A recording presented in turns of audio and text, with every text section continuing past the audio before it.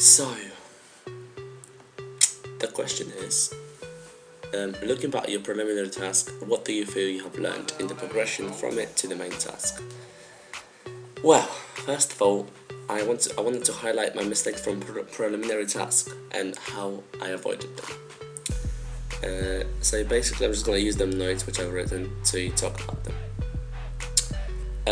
3 months ago was when I've submitted my first preliminary task, and to be fair, you can see a huge difference between that task and my thriller opening sequence. My preliminary task included so many different errors, which to be fair had a big impact towards its quality. For instance, the camera movements. I mean, most of them were quite shaky and unstable, even though I was using a tripod.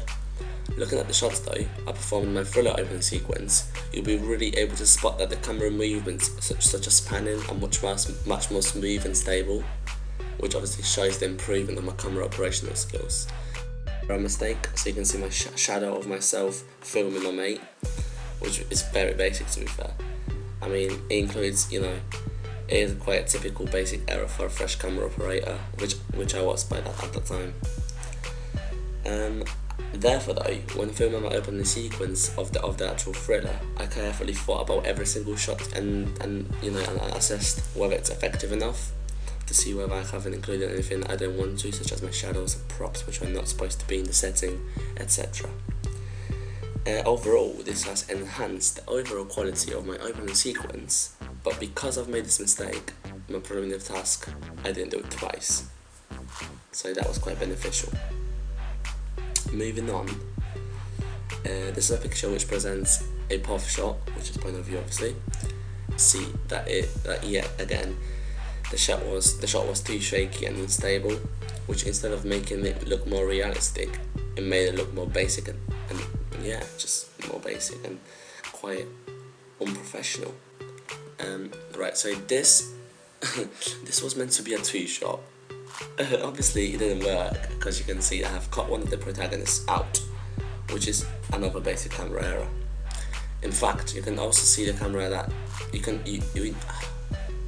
be able to see that once you've seen the actual preliminary task, you'll be able to see that the camera wasn't steady and it was all shaky, because I just didn't have that right control, and I just couldn't literally control it properly. I mean, I think it happened because I wasn't using a tripod at that time, which was probably because the room was quite small anyway, so I couldn't really fit the tripod in there and have enough space to move the camera around. So that was the reason. But yeah, you'll be definitely able to see the difference in the thriller opening I've filmed. That's really good, I think. Anyways, moving on. Another mistake I've actually done was using a well-known song as a background music.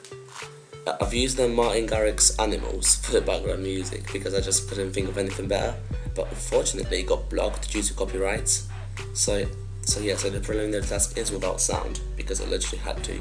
Otherwise I wouldn't be able to embed it on my blog. So yeah, I had to disable the song. And yeah, furthermore, the actual balance between music and dialogue was simply shocking. Like, I'm not gonna lie, it was so terrible. That you couldn't really hear the dialogue properly anyway, and the music was just overpowering the actual dialogue and the content that's being said, that was said. So that was basically it. My only excuse though could be that the fact that we didn't really use professional equipment. It's the fact that the equipment wasn't obviously professional, but still I could have edited the clip much more better than I did. Anyway, moving on. Sorry, that was too quick. Moving on to editing, I have improved a lot, I believe. I mean, from the start, I decided not to use school software, which is Adobe Premiere, and instead, I've actually I just used my personal editing software, which is Sony Vegas Pro 12. I know, sounds cool. This is because I'm more comfortable with using Sony Vegas, plus it allowed me to do work at home, as I don't want to limit myself. And I honestly think it was a good choice, simply because I know more stuff about it and I have been using it before. I also think the quality and possibilities it offers is much better than other Premieres, for example. Within my preliminary task, you can see a variety of dissolves and fades, like what I mean. and I found them very simple to do. Therefore, I've used them in my preliminary task, like because I just didn't have a better idea. The screenshot shows a dissolve once the protagonist reaches the door, and then you'll be able to see a cut of the protagonist walking inside the interior. I haven't included a lot of editing with it. I haven't done much of editing within my preliminary task because I didn't really know what editing to use, what editing techniques to use. Therefore, I've used simple techniques to show my teacher the basic skills I possess, basically. I possess. That sounds really weird. Anyway. Right. In terms of Sony Vegas, that's the actual logo of the software. So that's Sony Vegas Pro 12. My golden one. I could simply define it as, it's one of the latest versions released by Sony Vegas. It is an editing computer software designed to edit films, music videos, and any multimedia products, or files. Sony Vegas Pro has high reviews and it enjoys its popularity with their media users due to its ease of use and variety of editing techniques which comes with it. Other than that, it's not copied. Okay, so this is the actual interface of Sony Vegas. Yeah, it looks quite similar to Premiere, Adobe Premiere or any other project, but it's much better, I think. I mean, in the actual screenshot you can see my current project, which is The Infested, which you'll be able to see on my YouTube channel or my media blog. And yeah, as you can see, it's very similar to to a Premiere Pro in terms of its layout and design, but in terms of actual editing and opportunities, I think Sony beats Premiere by far. So that's why I decided to use it anyway. Right, The Infested. My actual opening sequence, that's the name of it, and the title looks cool. Well, I designed it, didn't I?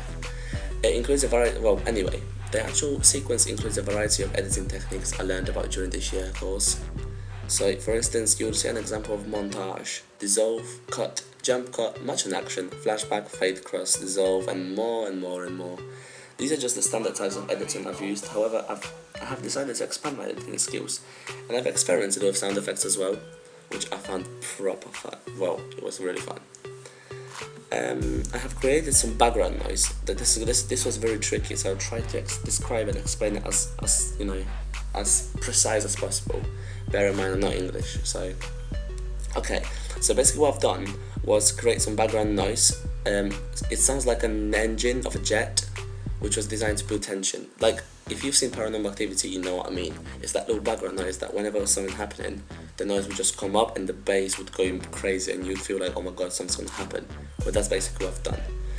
So this proves that I've followed the codes and conventions of my thriller genre.